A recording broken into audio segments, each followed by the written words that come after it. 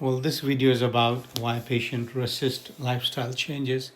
And I've encountered many times that some folks don't take recommendation for lifestyle changes seriously. And it's a common issues for diabetes patients and patients with hyperlipidemia and hypertension and, weight issues. And they're aware of certain things, but they are unable to make those changes. They have a hard time accepting the new changes. They're very comfortable where they are.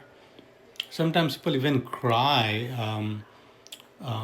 if I tell them that they'll have to stop drinking soda or stop eating donuts, and people are very emotional about it, their food. So I wanted to talk about that. It's a very real and common experience in primary care. And it's not just about knowing what's unhealthy, it's about why the change feels so threatening or impossible. A few key factors explain why patients often become, emotional and resistant, even tearful when told to stop their favorite foods and drinks like soda, cookies, candies, donuts, etc. So the topic is basically why patients resist lifestyle changes. Emotional attachment to food is very real, very real. Many comfort foods are tied to childhood experiences, celebrations, and a stress relief. And I had this patient of mine who had weight issue and diabetes, and he was eating cookies and milk every night. When I asked him why you keep doing it despite knowing it's not good for you, and his response was just too emotional. He said, "My dad passed away about 10 years ago, and I miss him. And I, every night, if I have cookies and milk, Oreo cookies and milk, with lots of people have that habit from childhood, it reminds him of his dad." He said, "Oh, me and my dad used to do the same thing, watch TV and have Oreo cookies and warm milk." So that tells you the story. Emotional attachment to food. Many comfort foods that are tied to childhood, celebration, stress relief, and asking them to really stop feels like you asking them to give up a source of joy, security, or destiny. So in this patient, when I asked him that, what you're going to do about it? Are you going to continue doing the same thing, or are you going to make any changes, because your diabetes is definitely being affected with your old habit? He agreed to really just drink milk, not eat cookies, and he really did that changes. So that was a very positive part about that story.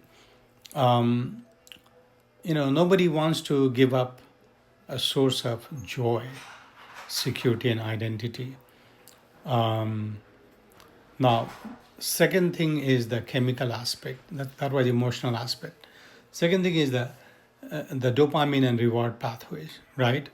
So sugar and refined carbs, they trigger dopamine release, similar to addictive substances like nicotine, alcohol, or cocaine. I don't think, you know when the brain gets wired certain way, they're going to have a craving for the food. And I don't think that represent the weakness on part of the patient at all. I think, I tell them that it's not your weakness, it's a habit, and it's a wiring in the brain. A circuit has been established for a long time, and if you want to make changes, you're going to have to create a new circuit and replace the old circuit with a new one. And that makes them feel empowered, actually. Um, and third thing is that all or nothing thinking.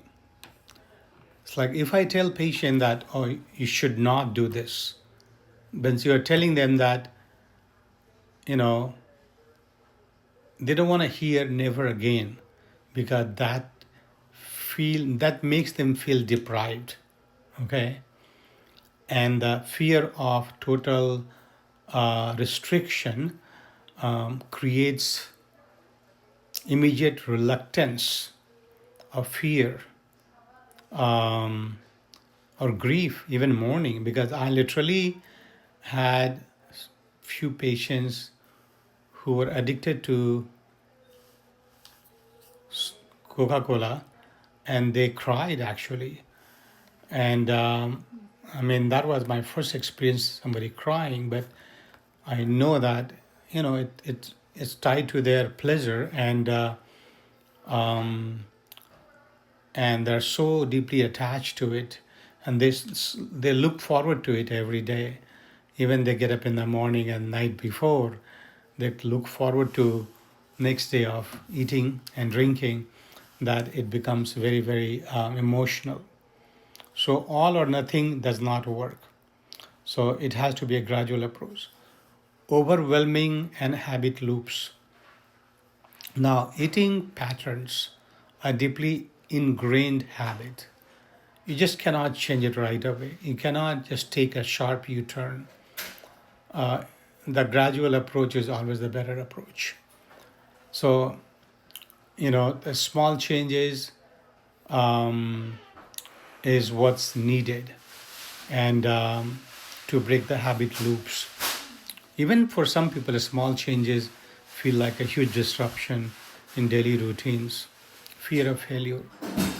Many have tried diets and failed. Being told to stop triggers shame and hopelessness. So it's important that you acknowledge and validate, like, and so that you are trying to comfort them. And those drinks and foods are comforting, and you don't ask them to change overnight. Take your time and do it gradually, slowly, and give them a time frame. Instead of stopping immediately, take time, you know add some water to that soda, rather than stopping it, and adding some good things instead of removing bad things.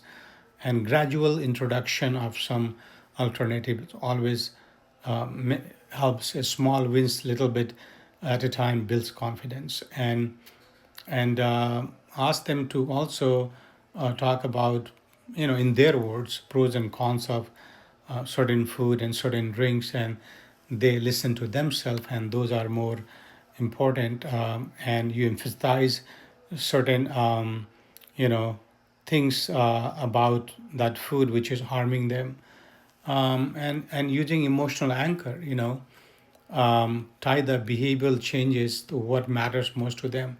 If cutting soda helps you keep your eyesight, or gives you more time to play with your grandkids or family, that's worth trying, right? And other thing is that they need to know that, relapse is normal. It's part of the whole process.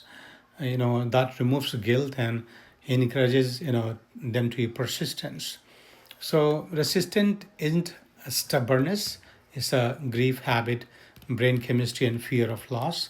And I don't like to give some rules, and it's more like helping them to reshape their relationship with the food step by step, while keeping hopes and dignity intact, because you just can't order to your patient.